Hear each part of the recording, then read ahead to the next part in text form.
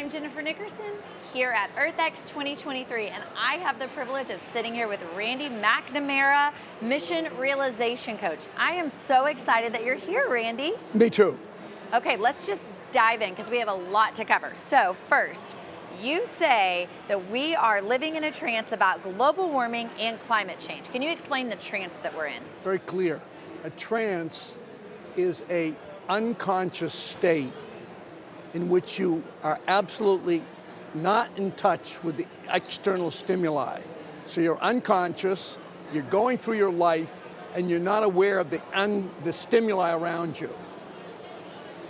So with that, you also say that we can invent a new kind of time and language, because you talk about language. Let's talk about that. Let's talk about time, okay? All right? I'd like you, there's something that lives in what I call the unsaid. So if I said to you, get me some water, please, you'd leave, get a clean glass, put clean water in it, and put it in my hand. All of that lives in the unsaid when I say, get me some water, please. When I say time, what love lives in the unsaid is the past, the present, and the future. I want you to demonstrate it to me. Point to where the past is. Just take a finger and point to where the past is. Very good. And point to where the present is. Good. And point to where the future is. Good. That's an illusion. Technically, you're in my future then. No. The future that human beings live in is as if the future is out there in front of us, not now.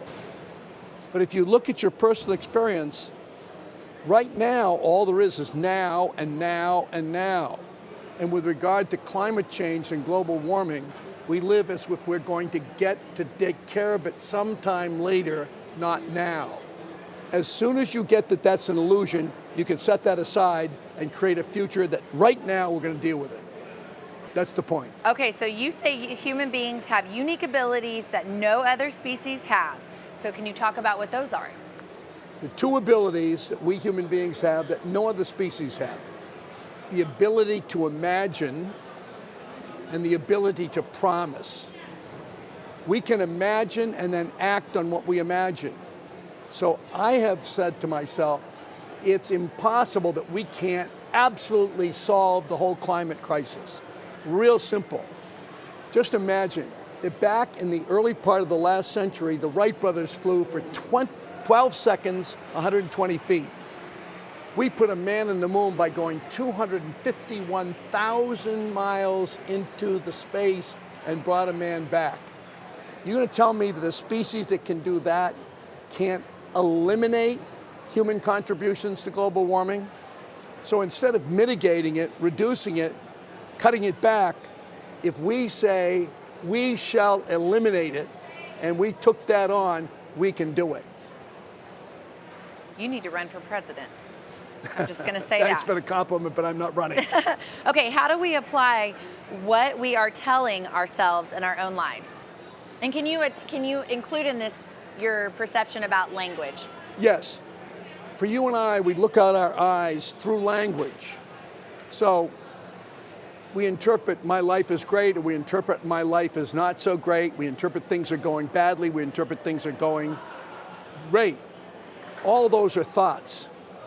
You can take those thoughts and set those to the side and deal with what we need to deal with right now. So the power to set aside your thoughts is critical to dealing with global warming and climate change. And I want to go back to the beginning for you. How did you even get into this passion? I worked for years leading transformational courses all over the world. I trained 300,000 people to think for themselves. And through that training, I learned to think it all lives in language. And with language, you can alter all of reality and what you do about it. So if the world and humans in the world would adapt to what you're saying, talk about how you see the world in 10 and 20, 30 years versus a lot of the crisis we're in right now. Yeah. If we said, okay, did you ever see Apollo 13? I saw it. Okay. On Apollo 13, they're going to actually incinerate in space. And the flight director, Gene Kranz, gathered all the engineers and he said, you got to figure a way to radio up to these guys and that spaceship and figure out a way to make this filter or whatever to fix it. And he said, gentlemen, failure's not an option.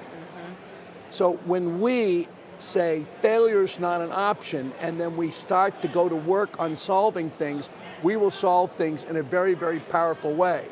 So the first thing I would tell everybody who's listening to me, call up your congressman and your senator and say, I demand that you pass legislation that eliminates human contributions to global warming and climate change. Doesn't mitigate it, doesn't help us adapt to it. I want the absolute elimination of it.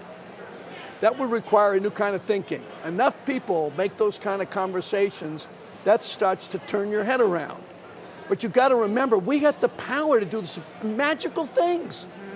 You see the right by the plane, you look 20 seconds, and you look 251,000 miles into space. We can't deal with this. That's poppycock.